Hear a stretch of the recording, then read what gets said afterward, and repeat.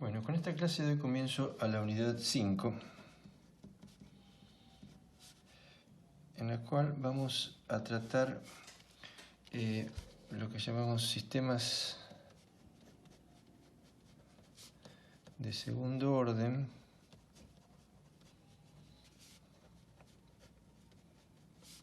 y sistemas de mayor orden. Después veremos un poco a qué nos referimos con esto. El sistema de segundo orden por ahí es más directo, es más obvio.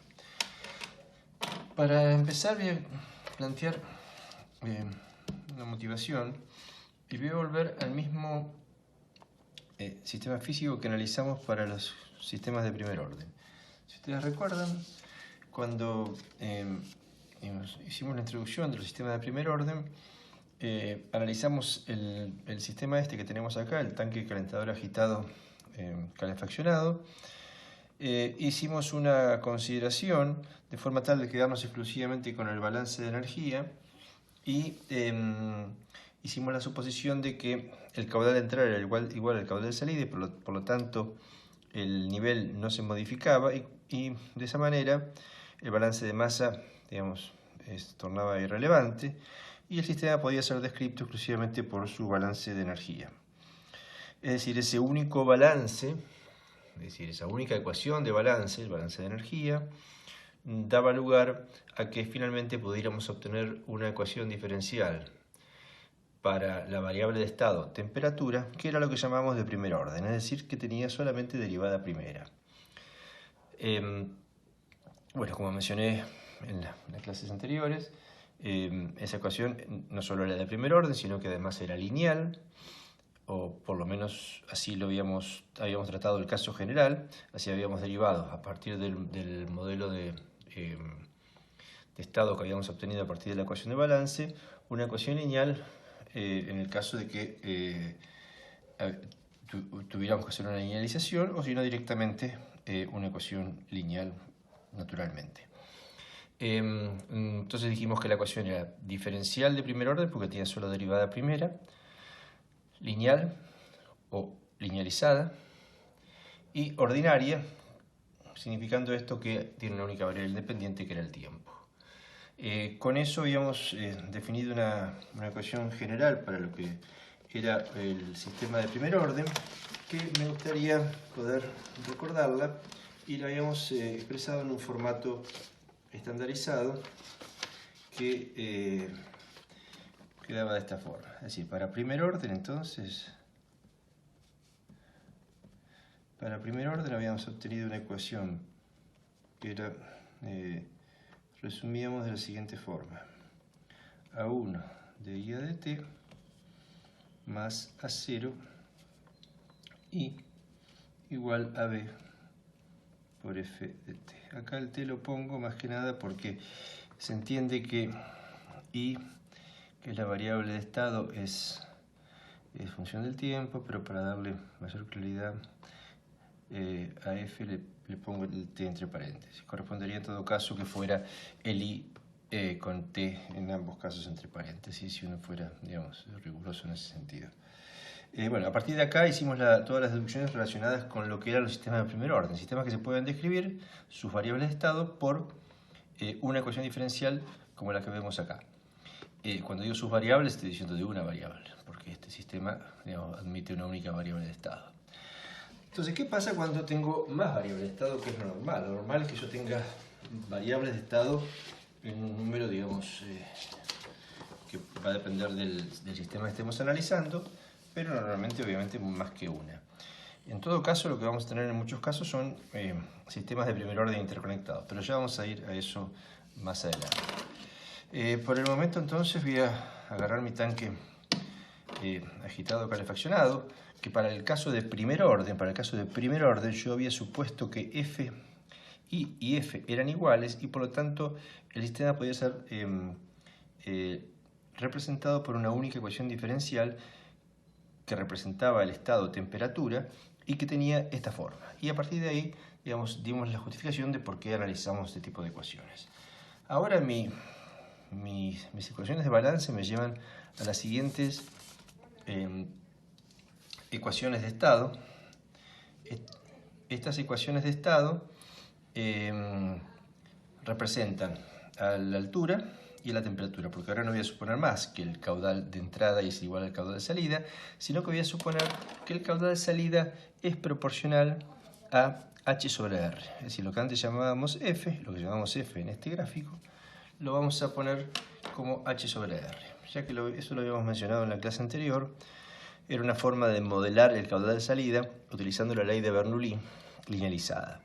Recuerden que la ley de Bernoulli dice que el caudal de un tanque, digamos, de extensión grande, que se vacía lentamente, está dado por la raíz cuadrada, o es proporcional a la raíz cuadrada de la altura del líquido en el tanque. Bueno, una vez linealizado esto, la raíz cuadrada, bueno, cualquier cosa que linealice va a quedar en su forma lineal, y por lo tanto, esta va a ser la representación lineal de la ley de Bernoulli, que es una ecuación constitutiva.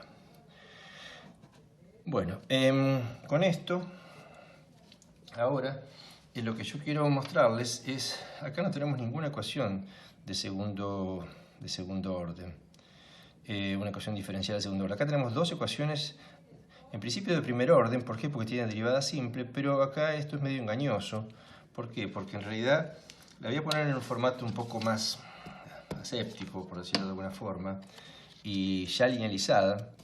Es decir, las ecuaciones estas que tenemos acá, representando el tanque agitado calefaccionado, se pueden llevar a este formato, que es el formato linealizado. Es decir, que las deberemos trabajar adecuadamente, teniendo en cuenta, en este caso, que x1 va a ser la altura, x2 va a ser la temperatura, y f, vamos a asumir que f es el caudal de entrada. Para lo cual, entonces, esas son nuestras tres variables, 2 de estado, 1 entrada, para lo cual lo que vamos a estar suponiendo, digamos, y esto implica tal vez eso, que Q va a estar en estado estacionario, así que no se va a modificar, y por lo tanto, como estas son variables de apartamiento, no va a aparecer el Q en estas ecuaciones. Así que en realidad la ecuación con la que yo voy a trabajar son con estas dos ecuaciones, que son dos ecuaciones de estado que representan a H y a T, pero que son de primer orden. Entonces ustedes me preguntarán, primer orden, entonces ¿por qué hablamos de segundo orden? Bueno, porque en realidad son de primer orden pero formando un sistema. Fíjense que aunque x2 no aparece en la primera ecuación, x1 sí aparece en la segunda. Y esto, como yo les voy a mostrar ahora, hace que finalmente la representación en forma de ecuación diferencial de x1 y x2 no sean de primer orden, sino que en principio en general son de segundo orden, y eso lo voy a mostrar ahora en un breve desarrollo. Entonces, lo que voy a mostrar acá es lo siguiente.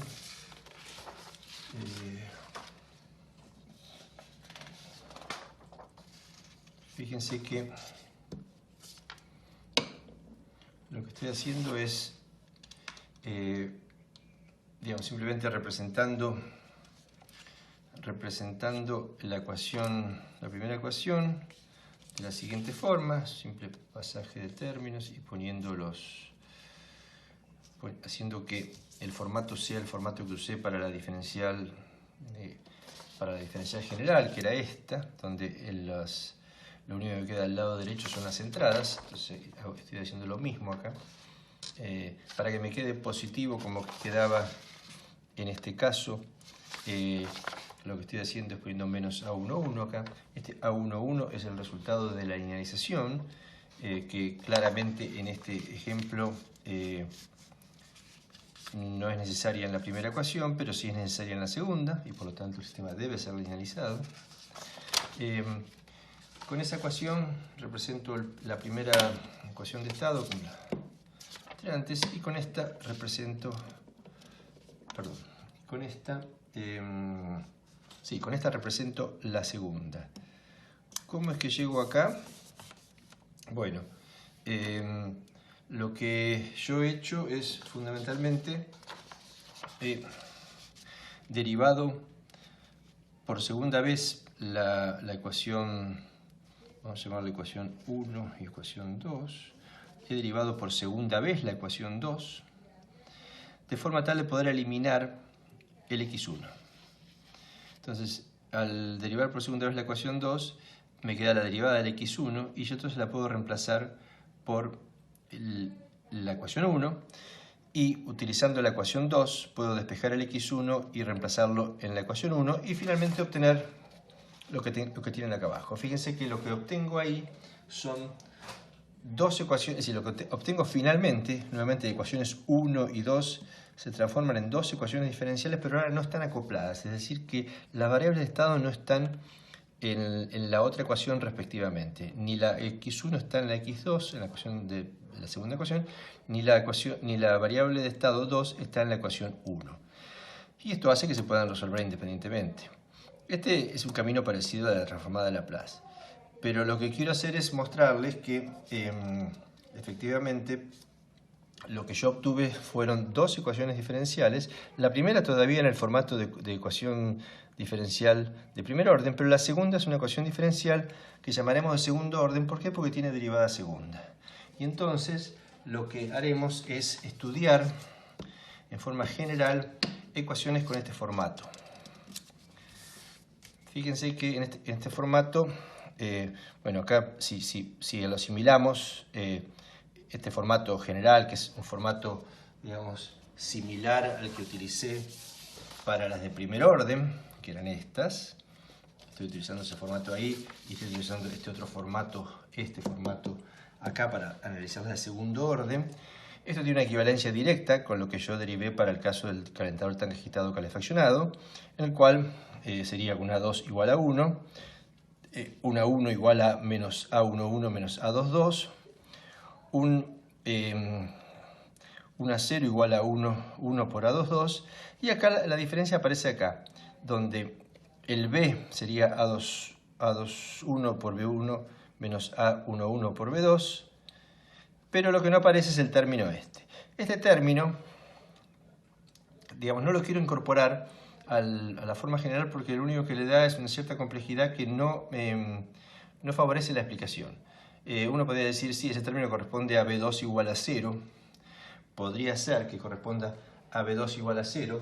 De todos modos, si yo tomara que B2 es igual a 0, lo que probablemente tendría es un sistema, digamos, que no representaría tan bien el ejemplo que estábamos viendo antes, y yo quisiera derivarlo del ejemplo que estábamos viendo antes. Por lo tanto, tomo arbitrariamente un caso menos general, en el cual simplemente el término de entrada, sea esto perturbación o manipulada, no importa, es lo que impulsa la ecuación diferencial, lo que mueve a la variable de estado.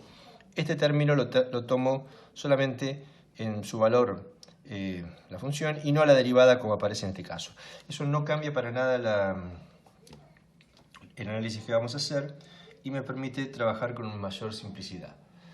Por eso mismo vamos a trabajar entonces con esta. Entonces el sistema de segundo orden van a ser analizados utilizando esta ecuación.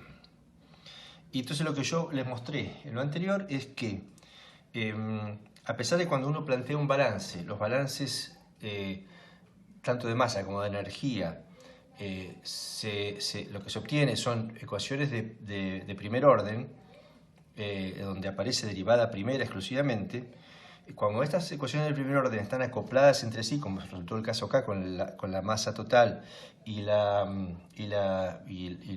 con el balance de masa total y el balance de energía total, el resultado final entonces es una ecuación diferencial de segundo orden, y la característica dinámica de los sistemas de primer orden, de los sistemas de primer orden, en el cual tenemos más de una ecuación de primer orden, es una característica que depende de la cantidad de ecuaciones que tengamos. Cuando tenemos dos, es de segundo orden, y vamos a ver luego que esto se puede generalizar, que dependiendo la cantidad de ecuaciones diferenciales que uno obtenga de los balances de masa y energía, ese va a ser el orden del sistema. Entonces ahora, con esto, simplemente vamos a analizar los sistemas de segundo orden con este formato. Entonces, ¿está bien?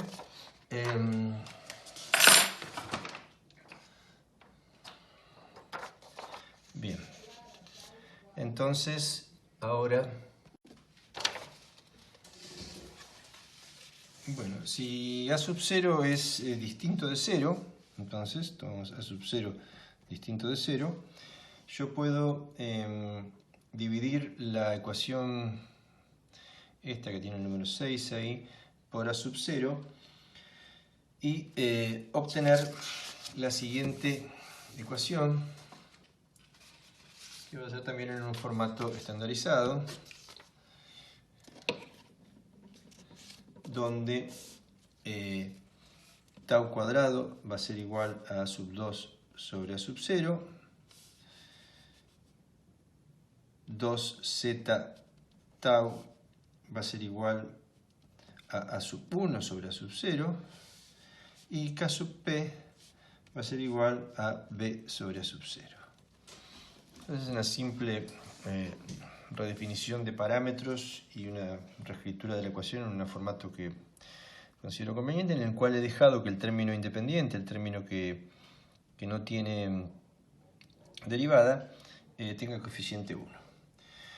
A tau lo vamos a llamar periodo natural. Tau será el periodo natural. El z va a ser el factor de amortiguamiento.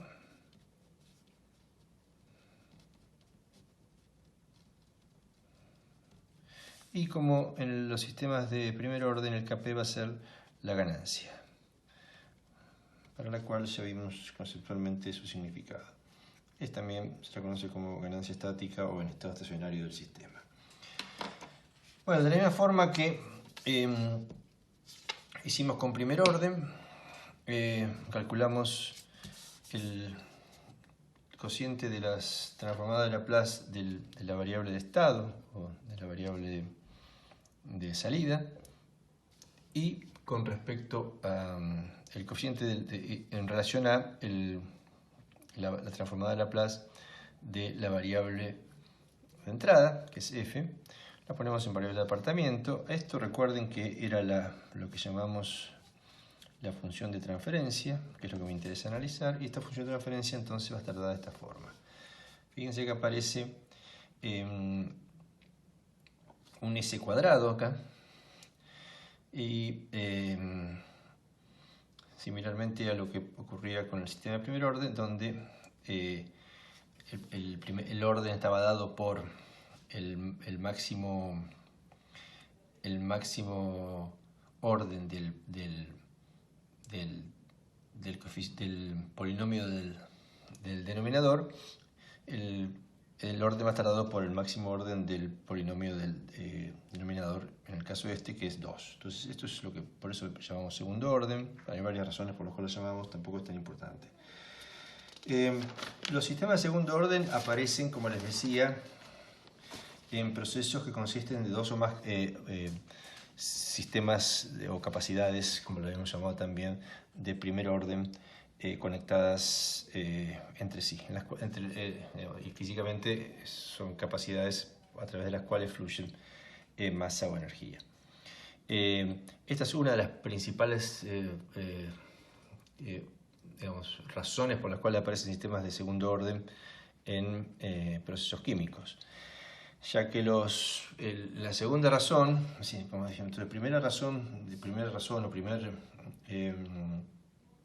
primer grupo de procesos o de sistemas en los cuales se da el segundo orden son procesos, vamos a llamarlo así de esta forma, procesos capacitivos. Cuando digo capacitivos, son de primer orden, interconectados.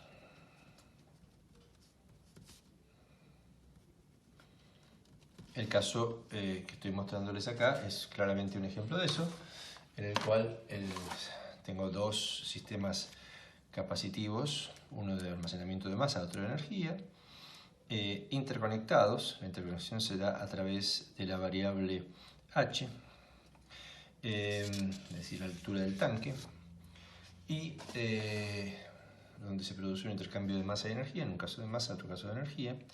Y esta es una típica situación en la cual aparecen sistemas de segundo orden. Una segunda posibilidad son los procesos que son inherentemente de segundo orden. Inherentemente de segundo orden.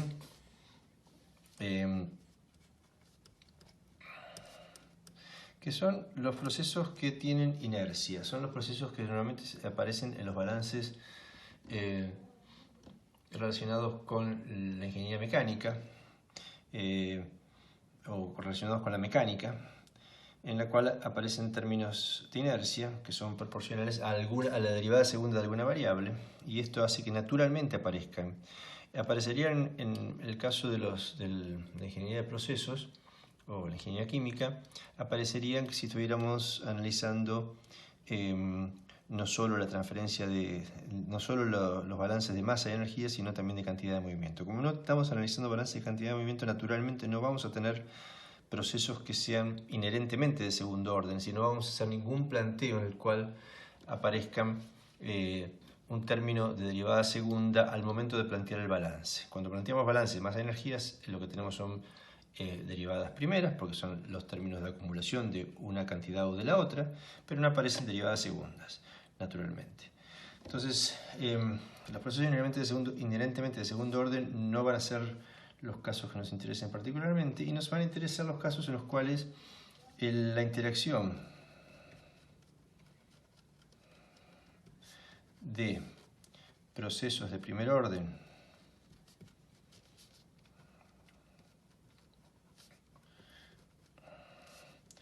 con controladores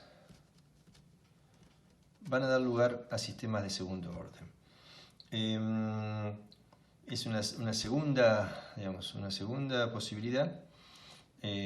Imagino, por ejemplo, un tanque muy simple de primer orden que está siendo controlado por un controlador. Bueno, eso puede dar lugar a que el conjunto se comporte como un proceso de segundo orden. Así que estas serían un poco las tres posibilidades en las cuales aparecen sistemas de segundo orden que nos va a interesar analizar. Particularmente el caso 2 es el que menos nos interesa, ya que naturalmente las ecuaciones de balance no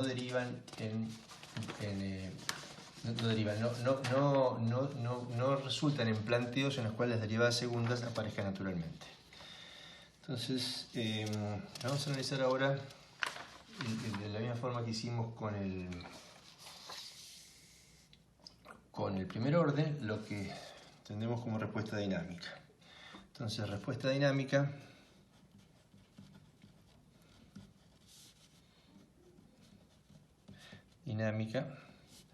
de sistemas de segundo orden.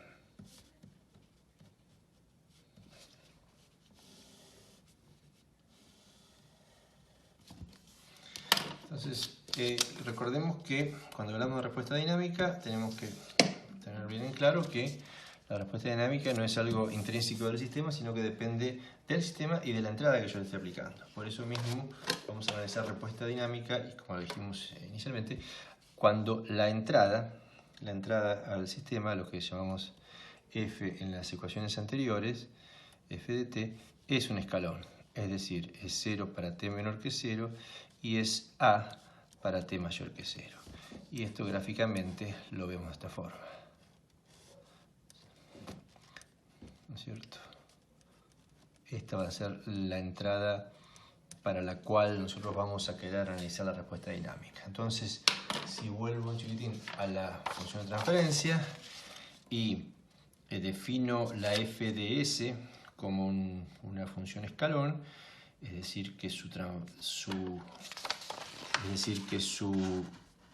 transformada es igual a sobre s, el resultado que obtengo es el que se ve en esta ecuación cuando quiero calcular la variable de salida en el campo transformado, es decir, el producto de la transferencia, que es todo esto, por 1 sobre s o por a sobre s. Acá estoy usando a igual a 1, entonces usemos a igual a 1 para modificar mi ejemplo. Es decir, esta va a ser la variable de salida en el campo transformado, y esta ecuación tiene distintas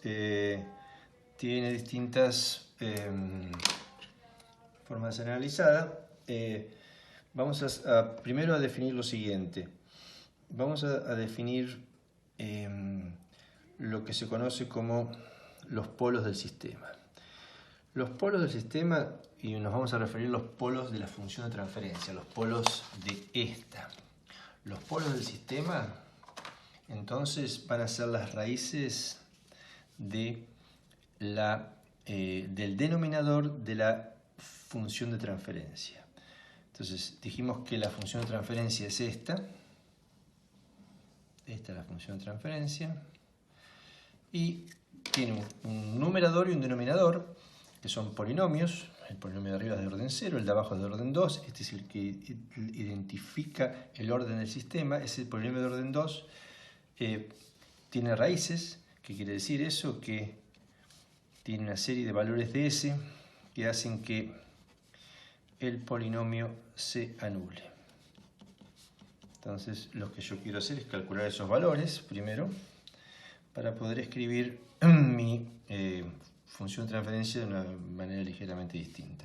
Si uno calcula esos valores, las raíces de este polinomio, que las he llamado polos del sistema, recuerden entonces, polos del sistema, las raíces del polinomio del denominador de la función de transferencia se las conoce como los polos del sistema, sea cual sea el sistema que estemos analizando. En este caso estamos analizando segundo orden, pero para cualquiera vale lo mismo.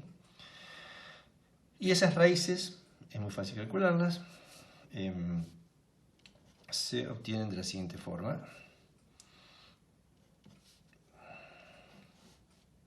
Se obtienen de la siguiente forma, no, en realidad son las siguientes que se calculan directamente resolviendo la ecuación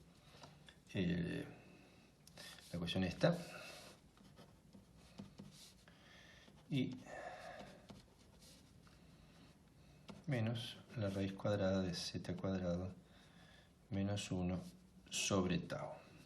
Estas son las dos raíces. Fíjense que esas dos raíces pueden tener distintas características. Ahora lo vamos a analizar.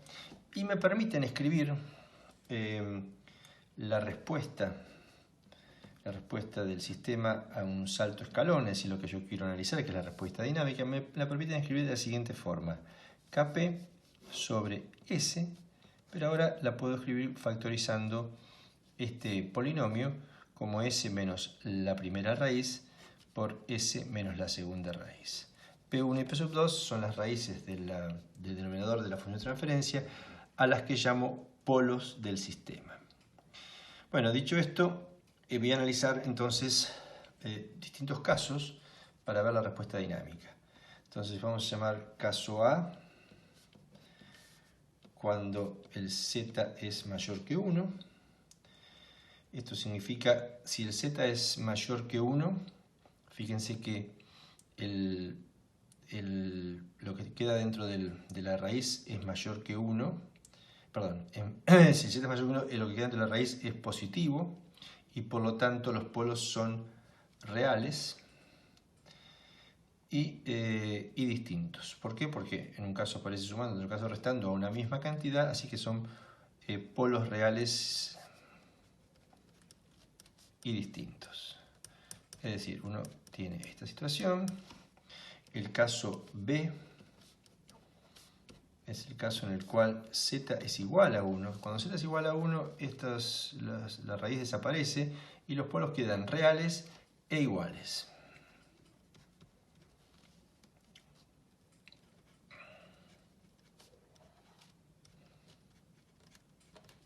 Y el caso C, en el cual z es menor que 1. Y fíjense que si z es menor que 1, lo que queda dentro de la raíz es negativo, y por lo tanto la raíz de un número negativo es un número imaginario, así que los polos tienen una parte real, que es igual, y una parte imaginaria, que es, digamos, de distintos signos. A esto lo llamamos entonces polos. Son dos siempre, ¿no? Dos polos complejos, porque tienen parte imaginaria, y conjugados. Conjugados, ¿qué significa? Que un número complejo es conjugado de otro cuando su parte real es la misma y la parte imaginaria difiere de signo. Entonces tenemos esos tres casos que me interesa analizar. Fundamentalmente me interesa analizar los casos de z mayor que 1 y menor que 1. El de igual a 1 es un caso límite que más vale, tiene un significado más vale teórico. Bueno,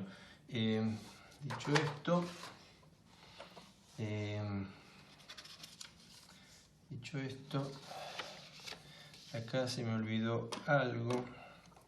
Acá va un tau cuadrado, que me estoy dando cuenta que se me pasó.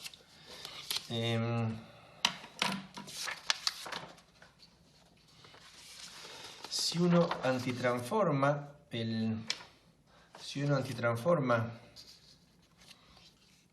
I raya prima de S, esto, obtiene lo siguiente.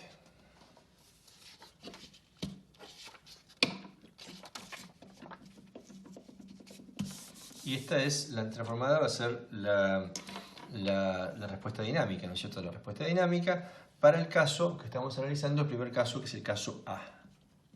Caso A, dos polos reales y distintos. En ese caso, la respuesta es, como se la ve acá, en función de todos los parámetros involucrados, ¿no es cierto? Que son fundamentalmente Kp, Z y tau. Ahí aparece un celo hiperbólico. Esto da una determinada respuesta que la voy a graficar de la siguiente forma. Entonces, el caso A, polos reales y distintos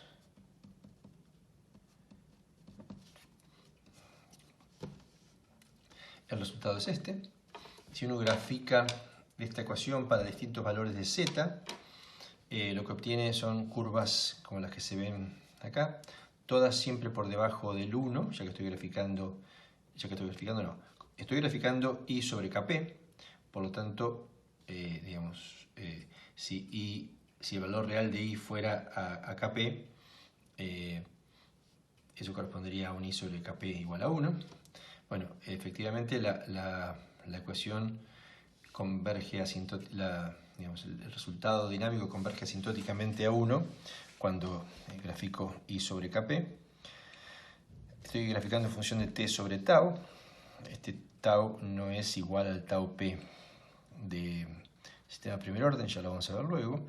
Y como tengo un parámetro, como tengo tres parámetros por cada, en el caso de segundo orden, en el caso de primer orden tenía dos solamente, Kp y tau p, acá tengo tres, tau, z y Kp, voy a tener que hacer paramétricamente el otro parámetro, en este caso es z. Lo que se ve cuando el caso A, los polos son reales y distintos, es que, y eso se correspondía con z mayor que 1, ¿no es cierto? Esto se correspondía con z mayor que 1.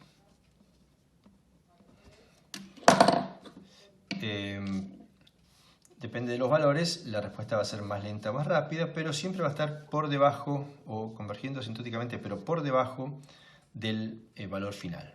En este caso del 1, porque estoy graficando I sobre Kp. A medida que el z se hace más grande, la respuesta es más rápida, y para z igual a 1, eso va a ser el caso en que consideramos lo que llamamos el caso B, cuando dijimos que es críticamente amortiguado, ¿no es cierto? Entonces la respuesta es críticamente amortiguada. En los restantes casos es sobreamortiguada, Z1, Z2 y todos aquellos que sean mayores que 1. Y cuanto más grande es el Z, más amortiguada es la respuesta, más lenta es la respuesta. Fíjense, lo importante acá es que Contrariamente a lo que ocurre con el sistema de primer orden, que tiene la máxima velocidad de cambio en el origen, en el sistema de segundo orden, la velocidad de cambio en el origen, es decir, la derivada en t igual 0, en el momento que se aplica un escalón, ojo, se aplica un escalón, no para cualquier entrada. Cuando hablamos de respuesta dinámica estamos hablando a una determinada entrada y hemos elegido el escalón. El sistema tiene derivada nula, es decir, arranca con velocidad nula. Es decir, por eso esta forma que vemos acá, que inicialmente pareciera que, bueno, que si uno lo viera con una lupa, también se vería un inicio. Siempre hay un inicio que es de esta forma. Donde esto es I y esto es T, para un tiempo muy pequeño. Bien. Como les decía, el caso B no es de mayor interés porque es un caso límite. En realidad es un caso teórico. No vamos a tener respuestas críticamente amortiguadas, finalmente se va a ir para un lado o para el otro, así que no voy a profundizar en eso. Y veamos el caso C, que es el caso que presenta un interés también particular y luego vamos a ver por qué. Si analizo el caso C, entonces, la respuesta, simplemente de hacerla antitransformada, utilizando las tablas, de hacerla antitransformada para el caso C la antitransformada de esta función, de esta variable en el campo transformado, hacemos la antitransformada de esta. Para el caso C, que es z menor que 1, el resultado es el que ven acá. Entonces acá estamos hablando del caso C. Caso C, donde z es menor que 1. Y en este caso la respuesta tiene esta característica. Fíjense que aparece un término armónico sinusoidal que le da una característica que la vamos a ver en el gráfico. En relación a los parámetros involucrados, el omega es la raíz de 1 menos z cuadrado sobre tau, y el phi es igual al arco tangente de 1 menos z cuadrado de la raíz cuadrada sobre z. ¿Está bien? Si yo hago una representación gráfica de de la evolución dinámica para algunos casos de z, lo que voy a obtener es lo siguiente.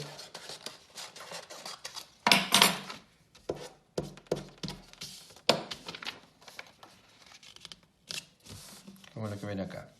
Fíjense que lo que tenemos acá es una representación de, como hicimos en el caso de primer orden, como hicimos en el caso A, que es el caso sobreamortiguado, vamos a hacer lo mismo para el caso subamortiguado. Entonces, voy a repetir porque no sé si lo dije claramente. El caso A lo llamamos entonces sobreamortiguado. Entonces, esto sería una respuesta. La respuesta es sobreamortiguada.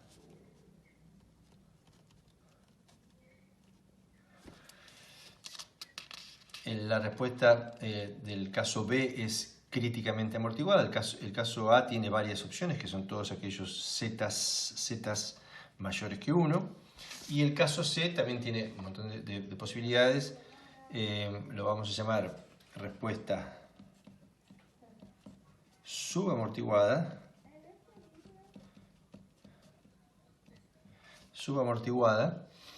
Y tiene, digamos, el rango de posibles valores son los que corresponden a z menor que 1, ¿no es cierto? Menor que 1 y hasta 0. Entonces esto corresponde con z menor que 1 y mayor que 0. Fíjese que la respuesta, en este caso, presenta una oscilación alrededor del valor final. El valor final que igualmente lo que habíamos marcado en el gráfico anterior, es decir, va a tender a 1 en el largo plazo, pero va a oscilar alrededor de ese 1, dependiendo también de cómo sea el valor de z. Cuanto más pequeño sea el valor de z, vamos a decir que el sistema es más subamortiguado y por lo tanto más oscilatorio alrededor del valor final. Más oscilatorio significa que las oscilaciones son de mayor amplitud. No, el periodo de oscilación es siempre el mismo, pero las oscilaciones son de mayor amplitud. Ahora vamos a analizar un poco eso también. Entonces en este ejemplo acá vemos el caso límite. Este caso límite correspondía al caso B, que es el críticamente amortiguado, y a partir de ahí tenemos todos los zetas menores que 1 corresponden a respuesta subamortiguada, que es cada vez más oscilatoria o cada vez de oscilaciones más amplias a medida que el z se hace más pequeño. Lo que importa acá también es empezar a pensar que un sistema de este tipo es un sistema en el cual uno podría esperar más algo como lo que hemos visto muy superficialmente de todos modos, que es la inestabilidad. Es decir, da la impresión que un sistema que oscila es un sistema que está más cerca de la inestabilidad. Vamos a insistir sobre esto varias veces luego, más adelante, cuando empecemos a ver el concepto de estabilidad con mayor detenimiento. Por último voy a hacer un análisis de distintos parámetros o distintas características de lo que sería la curva de la respuesta, la respuesta dinámica del sistema de segundo orden. Entonces voy a dibujar de nuevo esa respuesta dinámica, la voy a hacer para un caso particular, pero con un poco más de detalle me voy a detener en algunas cuestiones. Fíjense que la respuesta dinámica, como mencionaba antes, tiene la característica que oscila. Esto hablamos de un sistema subamortiguado, ¿no? Estamos siempre en un sistema subamortiguado. La respuesta dinámica oscila alrededor del valor final. Este valor final lo ponemos como 1 porque dividimos por la ganancia del sistema. Y vamos a definir algunos parámetros que me pueden dar una idea de cómo funciona el sistema. Entonces los parámetros van a ser el sobrevalor, también llamado overshoot. El sobrevalor es la relación entre A y B. Y esto se puede calcular fácilmente como E a la menos pi z sobre la raíz cuadrada de 1 menos z cuadrado. Calcular esto es relativamente fácil. Uno toma la fórmula que habíamos obtenido para I de t, que era una fórmula que tenía un término senoidal. La deriva una vez, hace su derivada, obtiene una nueva función. Esa función va a tener ceros, que van a ser los valores, digamos, va a tener ceros en determinados tiempos t. Esos tiempos van a ser los tiempos en los cuales la curva pasa por un máximo o por un mínimo, y a mí me interesa la que pasa por el primer máximo, así que entonces voy a despreciar el primer valor, el primer cero de esa derivada, y voy a tomar el segundo, que es el que corresponde al primer máximo. Ese tiempo, que es este tiempo, el tiempo de sobrevalor, que sería este, el tiempo del sobrevalor, ese tiempo lo voy a utilizar para evaluar esta función ahora sí, y voy a obtener entonces cuál es el valor que me interesa. Le voy a restar en este caso el 1, o lo que corresponda según si estoy graficando o no, versus si estoy graficando o no I sobre KP o solo I. En este caso el B sería 1, así que el valor que me interesa a mí es la diferencia entre el valor de la función en este punto correspondiente a ese tiempo del sobrevalor menos 1, y ese valor es el A que es mencionado acá, y el B en este caso es 1, y eso entonces se puede demostrar que está dado de esta forma, que es función del factor de amortiguamiento exclusivamente. Bien, ese es un dato que me permite caracterizar o dar cierta información sobre cómo es la respuesta. También me interesa la relación de decaimiento. Relación de decaimiento.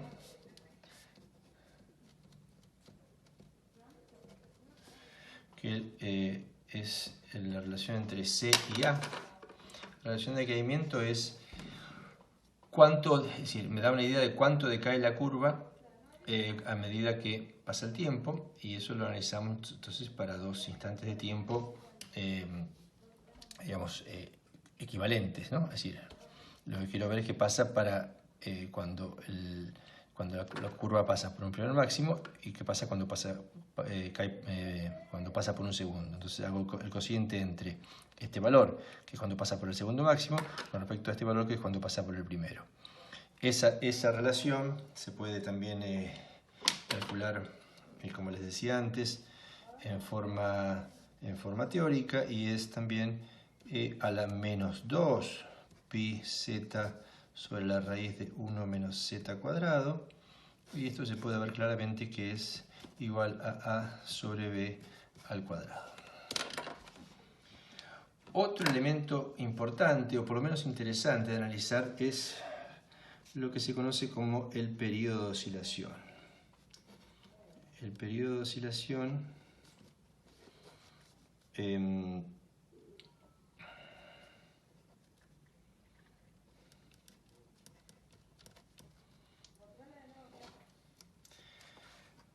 es el tiempo que transcurre entre dos picos sucesivos. Ese tiempo también uno lo puede sacar de forma directa a partir de la frecuencia de oscilación que aparece en la fórmula que obtuvimos para el caso subamortiguado. Habíamos obtenido que omega es la raíz de 1 menos z cuadrado sobre tau. Entonces el periodo de oscilación la frecuencia de oscilación es 1 menos z cuadrado sobre tau,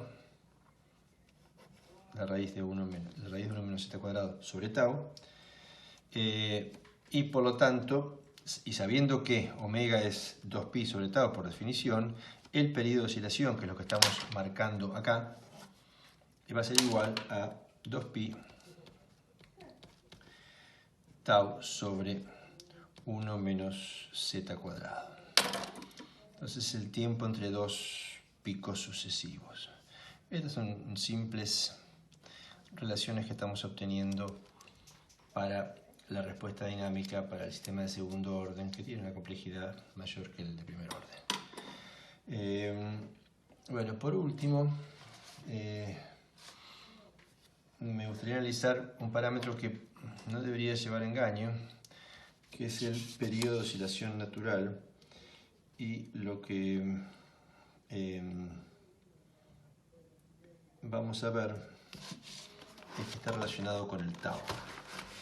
Entonces, recuerden que en el sistema de segundo orden teníamos tres parámetros. Teníamos Kp, tau y z. Factor de amortiguamiento. Este lo llamamos periodo de oscilación natural, pero no dijimos bien por qué, y esta es la ganancia. Entonces vamos a analizar qué pasa con este. Entonces veamos lo que entendemos por periodo de oscilación natural. Primero, acá estamos hablando de un tau. Lo único que sabemos es que este tau tiene unidades de tiempo, pero no mucho más. Periodo de oscilación natural.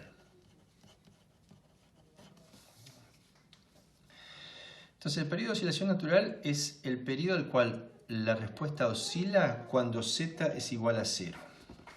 Si z es igual a 0, uno puede demostrar fácilmente que el sistema oscila en forma permanente. Esto lo podríamos ver aquí. Fíjense que cuando z es igual a 0, esto es 1 y esto es 1. Así que el sistema tiene una respuesta armónica pura, y digamos, y permanece en una oscilación constante. Es decir, lo que estamos viendo acá como una oscilación que se amortigua, el término de amortiguación desaparece. ¿Por qué?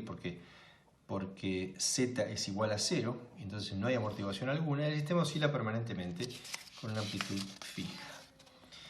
Entonces, z igual a 0, en z igual a 0 tenemos un sistema que oscila sin amortiguarse,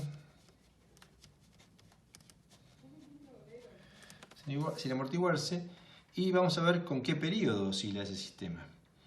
Entonces, una forma de analizar esto es mirar nuevamente la función de transferencia correspondiente a lo que estamos analizando, que es el sistema de segundo orden. Más que la función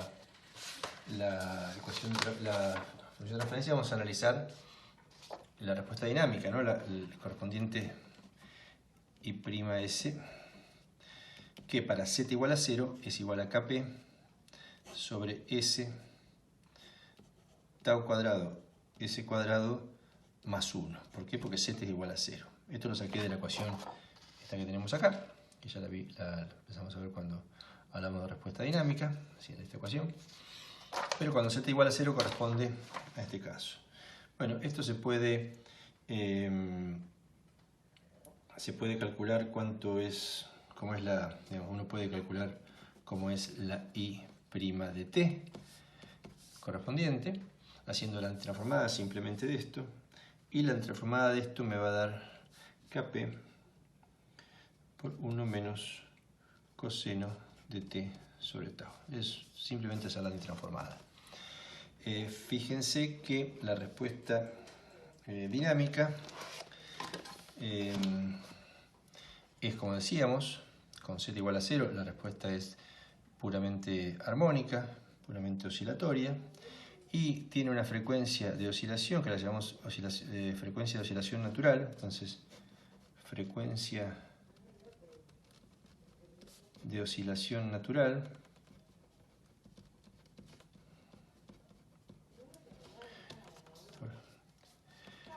esta frecuencia de oscilación natural, recuerden que va a ser 1 sobre tau, ¿no es cierto? Así, ya que lo que tenemos es que coseno es de omega t, entonces el omega acá es el 1 sobre tau. Entonces la frecuencia de oscilación natural es 1 sobre tau, y por lo tanto el periodo crítico, es decir, el tiempo entre dos picos, cuando el sistema tiene un factor de amortiguamiento nulo, es decir, cuando oscila en forma permanente, el tiempo entre dos picos, recordando que 2pi sobre t es igual a la frecuencia, en este caso la natural, t va a ser igual entonces a 2pi sobre omega n, y por lo tanto va a ser igual a 2pi por tau. Es decir, el periodo natural va a ser igual a 2pi por tau. Entonces el tiempo entre dos picos. Bueno, esto es en relación entonces a los parámetros y su significado. Lo que también quería ver, hemos visto entonces sobrevalor, relación de decaimiento, periodo de oscilación no natural, periodo de oscilación natural, y queríamos avanzar entonces a un par de parámetros que quedaron sueltos por ahí, como ser el tiempo de respuesta. El tiempo de respuesta es el tiempo que la curva de evolución temporal se mete dentro de un rango determinado, por ejemplo, más o menos 5% del valor final. ¿Por qué no es el tiempo de respuesta el tiempo al que la respuesta llega al valor final? Porque la respuesta nunca llega al valor final de forma teórica, ya que converge solamente en el infinito. Así que vamos a considerar desde el punto de vista práctico que la respuesta llega a su valor final cuando se mete dentro del más o menos 5% del valor final. Ese tiempo de respuesta, entonces, bueno, deberá calcularse también de forma tal que Hay forma de calcularlo, pero bueno, simplemente en este caso es una definición, lo mismo que el tiempo de llegada. Entonces tenemos tiempo de respuesta, habíamos tenido el tiempo de sobrevalor, tiempo de respuesta, el tiempo de sobrevalor lo habíamos definido para definir el sobrevalor. Tiempo de respuesta y el tiempo de llegada. El tiempo de llegada es el tiempo que tarda la curva dinámica en cruzar por primera vez el valor final. ¿Okay? Entonces, bueno, ahora pensamos un poco cómo querríamos que un sistema de segundo orden se comportara. Bueno, es decir, en realidad cómo querríamos que un sistema dinámico se comporte. ¿Qué pasa si es de segundo orden? Bueno, el segundo orden tiene la ventaja de que llega más rápido, o uno puede hacer que el sistema llegue más o menos rápido al valor final. Esto lo analizamos de alguna manera en este gráfico, en el cual a medida que hacíamos que el factor de amortiguamiento z fuera más pequeño, el tiempo de llegada era cada vez más rápido. Eso sería algo deseable para un sistema dinámico, que cuando uno quiere ir de acá a acá lo haga de la forma más rápida posible, y con un factor de amortiguamiento pequeño la llegada es lo más rápida, pero eso conlleva a una mayor oscilación y a un mayor sobrevalor, es decir, el valor por el que se sobrepasa al valor final es un valor más alto que si el factor de amortiguamiento fuera más pequeño. Eso conlleva a una contraposición entre un deseo y el otro, porque uno quisiera tener un valor, un tiempo de llegada que sería este tiempo pequeño, pero un sobrevalor también pequeño. Y las dos cosas no se pueden dar al mismo tiempo, ya que los dos objetivos son contrapuestos. Así que bueno, básicamente quería notarles eso. Esto que he preparado en esta clase es parte de la unidad 5, la que probablemente dividiremos en 3 clases. Y continuaré entonces con un próximo video, lo que sería la segunda parte. Bueno, gracias por la atención y